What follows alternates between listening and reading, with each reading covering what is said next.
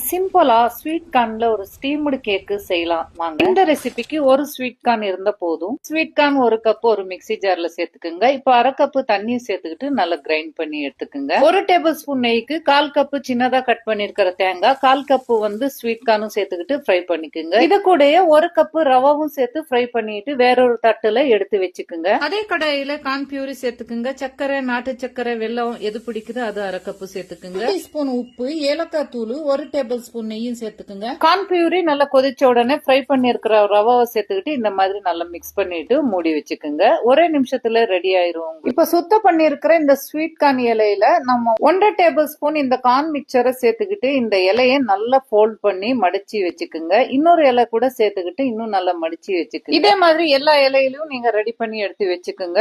இலை இல்லைன்னா கூட நீங்க கையில கூட கொழுக்கட்டையை பிடிச்சி வேக வச்சு எடுத்துக்கலாம். ஒரு 5 நிமிஷம் நீங்க நீராவியில வேக வச்சீங்கன்னா உங்களுக்கு உடனே ரெடி ஆயிரும் ஹெல்தியான ஸ்வீட் கார்ன் கேக். ரொம்ப சாஃப்டாவும் இருக்கு, ரொம்ப டேஸ்டாவும் இருக்கும். மறக்காம நீங்களும் ட்ரை பண்ணி பாருங்க ஸ்வீட் கார்ன் கேக்.